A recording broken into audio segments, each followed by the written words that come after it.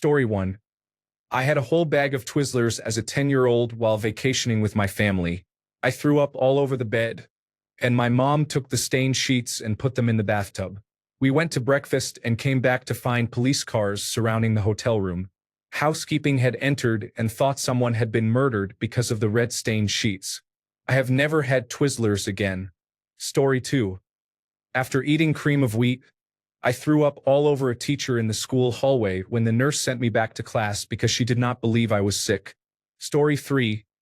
I got a slice of pizza from a fast-casual Italian chain, and it had a hair on it. It was long enough to become tangled in my braces and wrapped around the piece I swallowed. I then threw up and could not remove the vomit-covered hair from my braces for several minutes. I will never eat at that chain again. Story 4. Meatloaf. I was about 8 years old, and I tried to hold it in until I got to the bathroom. I was so violently ill that it came out of my nose. I cannot even think about it. Story 5. Raisins. When I was 8 years old, I told my teacher I could not eat them. She forced me to eat them, and I vomited all over the place. She should have just let me be. I still hate her. I hope she gets what she deserves. Story 6. Blueberries and cream Quaker oats. I also lost my taste for Taco Bell Baja Gorditas after I ate one the day I came down with a life-threatening streptococcal infection as a child. I did not vomit, but my body associated it with a bad time. Story 7. Chef Boyardee. I loved it, and it stayed down until the next day when I developed a migraine with vomiting and diarrhea, both the same orange color as the contents of the can. Clarification: I am actually allergic to it. I was not sick when I ate it. Eating it made me sick. Story 8. Apple juice used to be comfort in a box. Now it's pure danger. Story 9. I realize waffles are essentially the same and I can eat them, but I cannot have pancakes. Story 10. The smell of tuna noodle casserole still makes me gag over 40 years later. Story 11. Sprite used to be given to me when I was nauseated. Because of that bad association, it now grosses me out. Story 12. Pickled pig's feet. I can still taste them. I am not sure whether the flavor comes from the feet or from vomit. Never again. Story 13. I never touched the food I vomited. I usually flushed it. Story 14. Sour cream Pringles. It was the last thing I ate before becoming very sick when I was a kid. I think I was maybe 11 or 13. I am now 40, and I will not touch those or any other kind of Pringles. I do not think they were what made me sick, but it does not matter. Story 15. I can't drink ginger ale because it tastes like when I threw up as a kid. Thankfully, I don't have the same aversion to The Price is Right. Story 16. Kraft dinner. I was 8 and I vomited all over my bed. I did not eat it again until I was 24 and pregnant with my first child. Story 17. Meatloaf. If I had a nickel for every time I have been told, "But you have not tried my meatloaf," I would be dead. Story 18. A McDonald's Egg McMuffin gave me food poisoning and sent me to the emergency room. I haven't eaten there since. Story 19. When I was in 3rd grade, about 41 years ago, my mom made me a bologna and cheese sandwich on white bread with Miracle Whip almost every day. I got so sick of it that I would open my lunchbox and either give the sandwich away or throw it in the trash. I never told my mom because I thought I would hurt her feelings. I haven't eaten Miracle Whip since. I am still scarred. Story 20. The Hot Pockets I had eaten were recalled recently, and I did not find out until afterward. Story 21. Spaghetti. I can eat it now, but I did not touch it for about 10 years. Story 22. I got food poisoning from prawns. I have not touched any seafood since. Story 23. I did not vomit, but one taste of black licorice was quite enough for me. Story 24. Parmesan cheese. My brother and I had a competition to see who could add the most Parmesan to our sweet tea and drink it. He won. I threw up. I cannot stand the taste of Parmesan. I can eat Alfredo made with Parmesan, but I do not like it on pizza or anywhere I can taste it on its own. Story 25. Burgers made me throw up. They were the most common cause of my food poisoning, so I never touched them again. Story 26. I threw up on banana-flavored medicine as a kid. I can still eat bananas, but artificially flavored banana products are disgusting. Story 27. My mom once let me have a piece of chocolate cake for breakfast. Unfortunately, my stomach did not appreciate it. It took almost 10 years before I could eat chocolate cake again. Story 28. When I was around 10, I toasted marshmallows in a fireplace and ate 2 bags of them. When I tried to vomit, they clogged my throat. I can only tolerate marshmallows in Rice Krispie treats, and only in limited quantities. Story 29. Jelly Belly Jelly Beans. Someone bought me a box of assorted flavors for my birthday. I ate them all in one sitting and then vomited a rainbow for several hours. This was 40 years ago, and just talking about it makes me gag. Story 30. Fettuccine Alfredo. I have not had it in more than 30 years, and it used to be a favorite. Story 31. My mother tried a new recipe from a magazine. Canned peas and small squares of Velveeta mixed with mayonnaise. I refused to eat it, and my mother told me I could not leave the table until I did. I sat there for about an hour crying. I took one bite, and the ordeal was over. Story 32. Good and Plenty. Any of those vaguely pill-shaped box candies, Mike and Ike, hot tamales, or Swedish fish. Blech. I am getting nauseous just thinking about it now. Story 33. Scrapple. I did not know what it was, but it tasted delicious and I ate 3 helpings. I threw it all up once we got home from Grandma's house. When I learned it was liver, I never touched it again. Story 34. Fish sticks. We still call it the fish stick incident 30 years later. Story 35. The canned corned beef hash was nasty. My younger brother and I refused to eat it. Our father said whoever finished last would have to do the dishes and clean the kitchen, so we raced to finish. I won, but a few minutes later we were both on the porch vomiting. Never again. Story 36. In the early 1980s, parents were told that liver was healthy for children to eat. Story 37. Oh my God. This just brought up the worst memory for me that I swear I had forgotten until now. When I was 15, around 1995, laugh out loud, Little Debbie sold Swiss rolls or Swiss Danishes. I do not know the exact name, but they were vanilla cake rolled into a cylinder with white cream and strawberry jam filling. I loved them. Well, my stomach was rumbling on the way home from school, so I thought I was hungry. I proceeded to eat 3 of those things and then redecorate my mom's fancy downstairs bathroom with every last stitch of that fake strawberry, cream, and vanilla cake roll.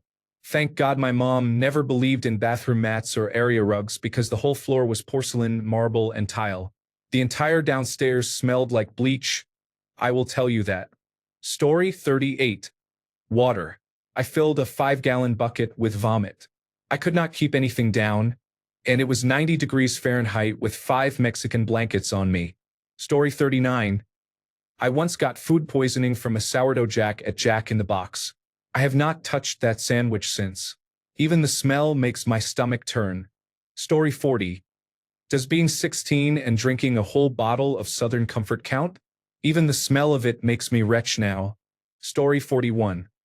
My brother and I were eating beef stroganoff one night when he felt dizzy, developed vertigo, and vomited.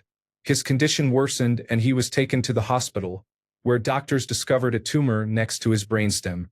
He was airlifted to Sacramento because our local hospital did not have a specialist to perform the surgery. Thankfully, he made a full recovery. Story 42. I do not remember exactly what I ate, but it happened twice when I was in elementary school. After that, I never ate school lunch. I brought lunch from home through high school. Story 43. Tin spaghetti tasted exactly the same on the way up. Even now, 45 years later, I cannot bear the thought of it. Story 44. Hot dogs and watermelon. I'm so un-American. I was no older than 5, circa 1978, in Luray, Virginia at a huge family picnic. I was poor and seemed skinny to them, so everyone was feeding me and I happily gorged myself. The last 2 things I ate were hot dogs and watermelon. Riding in the back of my grandfather's hoopty station wagon, bouncing on those ragged country roads, I violently projectile vomited all over the back seat. It was a horrible experience. Ever since then, even the smell of either food makes me want to vomit again. Story 45. Red Kool-Aid and Bologna. When I was 6, I couldn't stand the smell of bologna and told my mom I would vomit if she made me eat it. She did, not to be mean or abusive, and I vomited. I haven't touched either in 50 years. Story 46. I gagged on smoked oysters. I won't ever touch them again. They were so slimy. Story 47. I once drank a few containers of garlic butter from a pizza place. While I still put butter and garlic on things, I cannot bring myself to use a dip like that again. Story 48. I tried spinach once and it took decades before I would try it again. My wife makes spinach that is completely different from the spinach my mother made, and her version is delicious. Story 49. Runts. A wonky vending machine gave my brother and me 10 packs. Story 50. Alfredo, I got a bad batch at Ruby Tuesday when I was 12, and more than 20 years later it is still a big no. Story 51. The child standing beside me in the kindergarten Christmas pageant vomited scrambled eggs all over the stage during rehearsal. Does it still count if someone else was responsible? Story 52. Something called salmon croquettes was fried on the stove. The whole house smelled, and she served them weekly. Story 53. I started eating and enjoying spaghetti again within the past 3 years. Story 54. Caesar salad wrap. I can have Caesar salad every day, but I do not dare to put it in a wrap. Story 55. When I was newly 18, I had a Caesar salad before going out drinking. As someone who did not know my limit, I drank until I vomited. A lettuce leaf got stuck on the back of my throat that night. It has been 20 years, so I do not get that drunk anymore, and I am very aware of what I put in my stomach if I know I will be drinking later. On the other hand, if I am feeling really rotten, I drink a smoothie because it does not taste as bad coming up.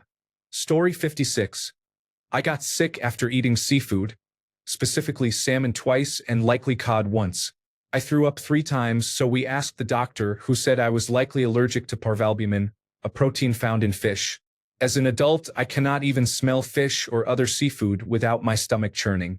It is frustrating because fish cakes were a favorite food when I was a child, and I developed the allergy as a teenager.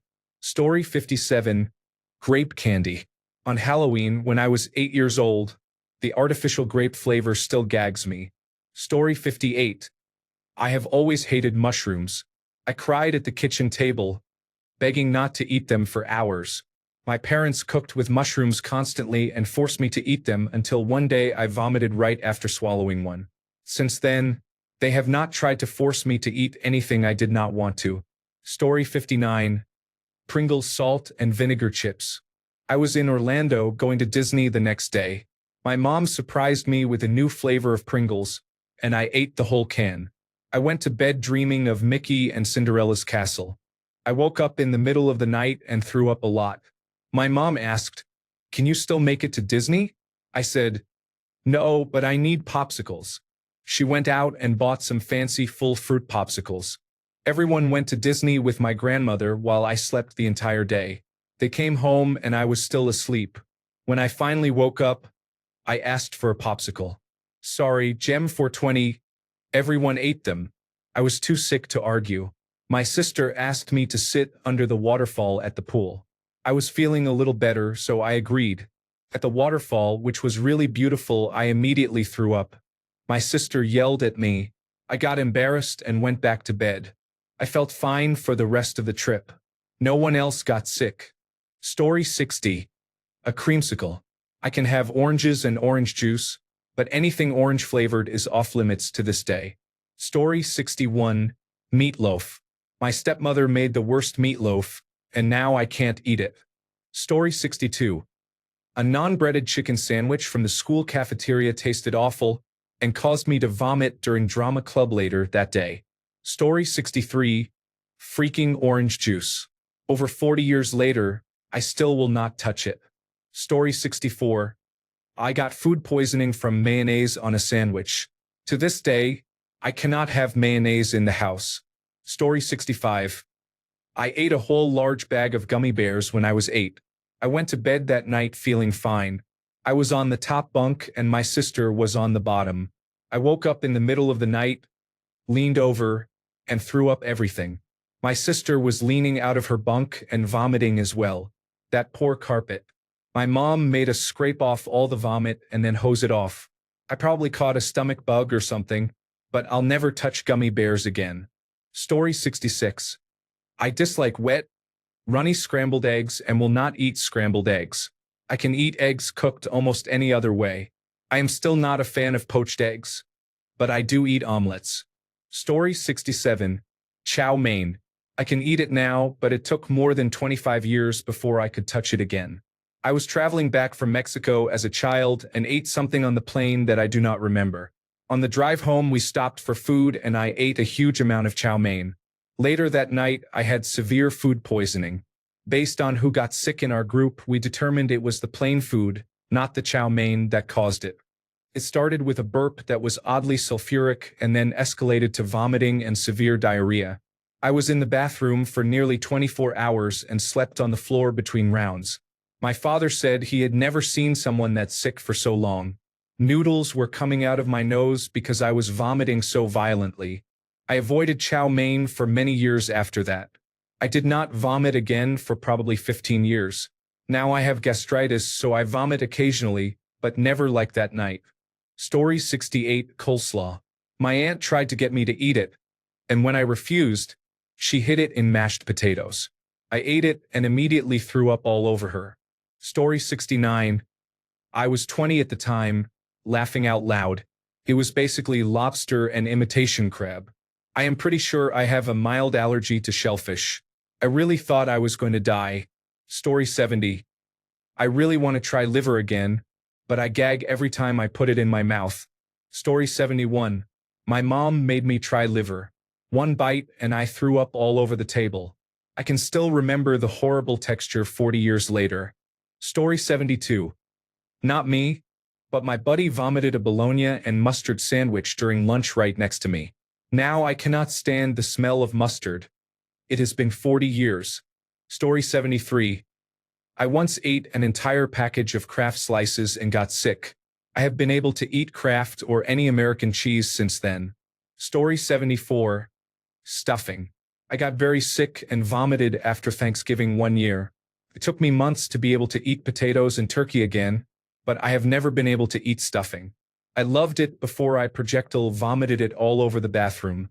Story 75. I have some candy projectile vomit stories, but the one about eating cotton candy ice cream from Baskin-Robbins is the best. I thought something was wrong with my stool and panicked because it was all blue, forgetting what I had eaten the day before. I ran out of the bathroom and told my mom. That was a mistake, because now I am permanently nicknamed Smuff. My mom and sister will never let me live that down. Story 76. I threw up a lot as a kid, and I can't think of anything that I stopped eating because of that. Story 77. I accidentally ate cashews a few times and vomited afterward. Story 78. Chocolate cake with raspberry sauce. I couldn't even smell those cream savors growing up. Story 79.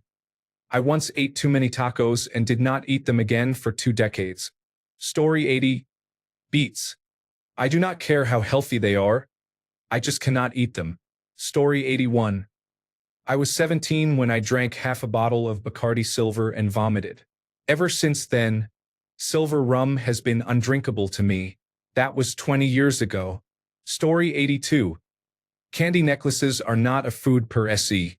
As a child, I ate one just as I was getting the flu.